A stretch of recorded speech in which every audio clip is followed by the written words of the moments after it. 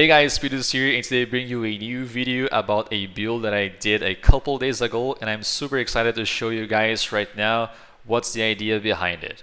So basically it's a wonder that can trick curse the enemies, do only chaos damage, and also freeze with a very nice amount of effective HP. So the idea behind the build is to stack as much strength as possible by using the Replica Alberon's Warpath and other items, so we can have plenty of strength and stack as much chaos damage attacks as possible. We've managed to reach 1.5k strength, and all these bonus from strength are granting us some damage. But by using the Repentance gloves, because it has Iron Will, these bonuses will become spell damage bonuses, and then by using the Crown of Ice, we actually can benefit from it because the increasing reductions to spell damage also apply to attacks at 100%, 150% of their value. So we're gaining more damage than we should by using this helmet, and also some attack damage leech as life and mana as well. So it's been pretty fun so far because we've been using the Expedition's End, which is an awesome chest as well. It gives us some increase at the maximum life, but most importantly, all of our damage can freeze, even chaos damage. This is amazing. And also nearby enemies are chill, and most important thing here is the freeze chill enemies as though dealing 100% more damage. This modifier means that the higher this modifier is, the less damage you actually need to do in order to freeze the enemies. So it's amazing.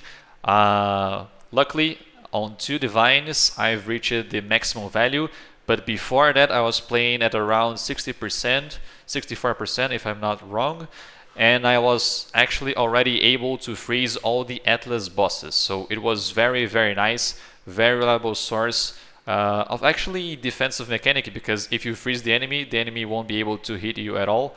So it was very, very nice to use this chest so far. I really recommend it, and I'll get into further details of the build in a moment.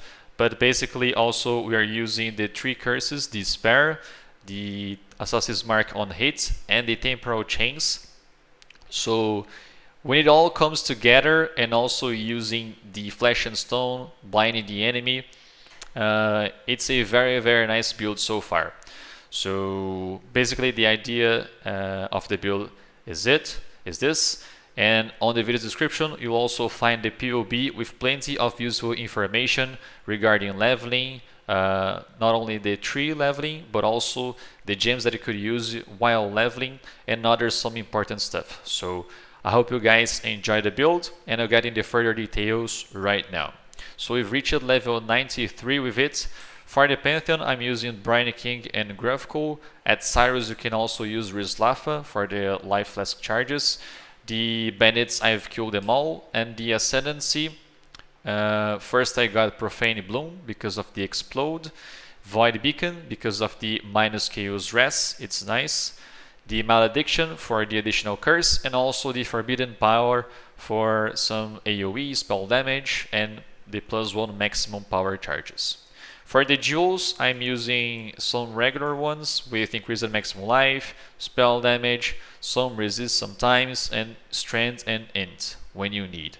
So you gotta also, you may need some attack speed if you want, but you gotta figure out what you need while building your character. Sometimes you may need elemental resistances, sometimes you can benefit from getting some more damage or some more stats. So just have that in mind while building your character, okay? The regular jewel, the unique jewels that I'm using here also are an efficient training, 2 of them.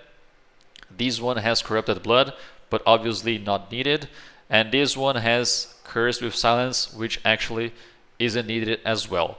But the efficient training are awesome because they will transform all the intelligence passives in radius into strength, which will increase your damage by a lot, and also your survivability. We also have a split personality here that gives us strength and maximum life, and you must put this jewel in the furthest dual node of your tree, because the longest the path, as you can see in this orange path here, the more benefit you will receive from this dual. So have that in mind. Very nice dual as well. What you should look on your weapon is basically a very nice attack speed, crit chance, and spell damage. And also, if you have an open prefix, you can craft the attack penetrate chaos res. Obviously, I don't know what the price of the build will be, but I paid 5 chaos for this wand. I was very lucky. I used an annul, removed another prefix, and then was able to craft this attack with this weapon penetrates 10 chaos res. But getting a nice attack speed and crit chance is good, because these modifiers will apply at your base value of your damage. So get as much as you can. If you can't, because there may not be as many ones available in the market, don't worry, just don't get the spell damage or get lower values, but have that in mind. Those modifiers are very important, which at least was what I used for the build. The rest of the items will be basically life and resists, and get at least 50 strength would be nice for your build, so you can have plenty of survivability. I was lucky to get this one as well. This one cost me a few exalts. The Assassin's Mark on Hang also with strength and maximum life. The belt mostly have strength and life, so you can swap for Headhunter if you are a rich boy or a rich girl. The Crown of Ice doesn't really need the +1 maximum power charges. I just bought this one for very cheap as well, only a few chaos, only because when I looked up for a Crown of Ice 2 additional proj for Power Siphon, it was costing 10 exalts. So I thought, why not buying a +1 power charge, so I could gain a bit of crit, a bit of spell damage, a bit of AoE.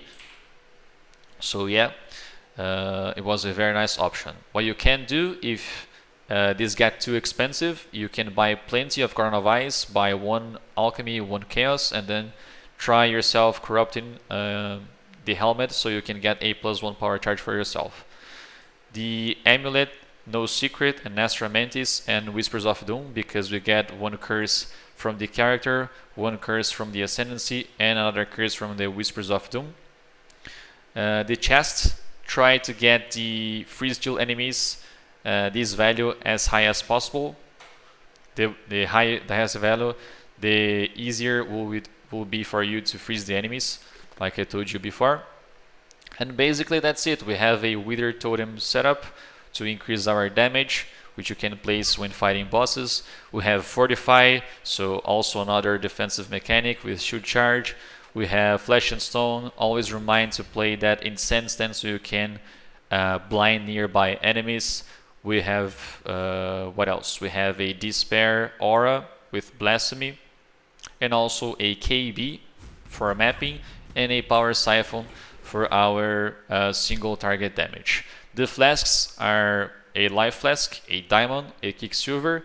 A Dying Sun is very nice because of the 2 additional proj and the increased AoE when using the KB, and also a Cinder Swallow for some crit chance, and it will make your survivability a lot better when mapping, because it will refill your energy shield very, very easily along with your life.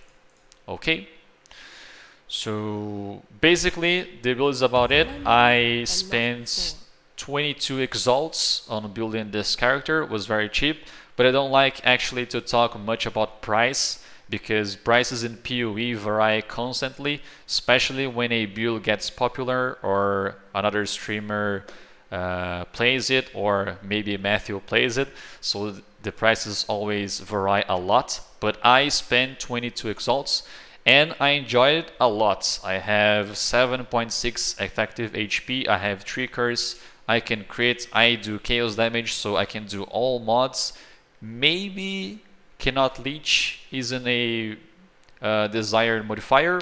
I haven't tried it yet, actually, or I haven't paid attention, because when I'm mapping, I just Alk, Vol, and then go.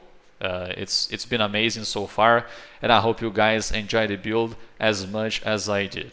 So thank you very much for watching. I hope you guys enjoyed the video, and see you next time. Juntar os experimentos. Qual é isso que você tá falando? Nem sei nem que challenge que é. Yeah, it's doable. It's nothing too crazy, but fun to play. What's most important in my opinion.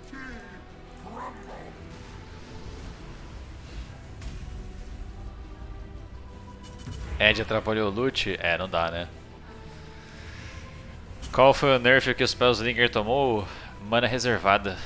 Agora subiu para 30%.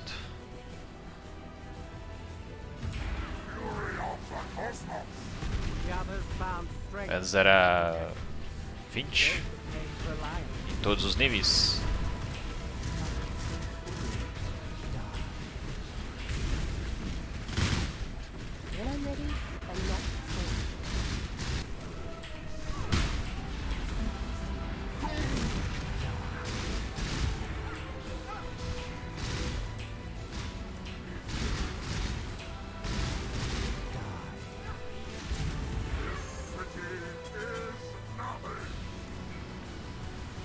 Did you level this character just with Kinetic Blasts?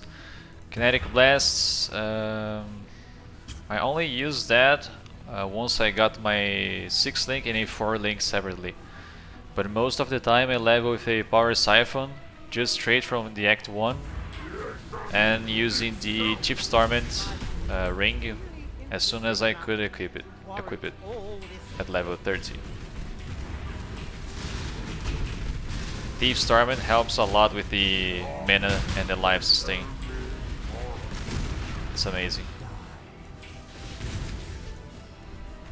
But I would highly suggest you to level with the elemental gems and equipment. Only after equipping Alberon you should look for the chaos gems. Mana reservada e cooldown aumentado. Verdade, esqueci do cooldown.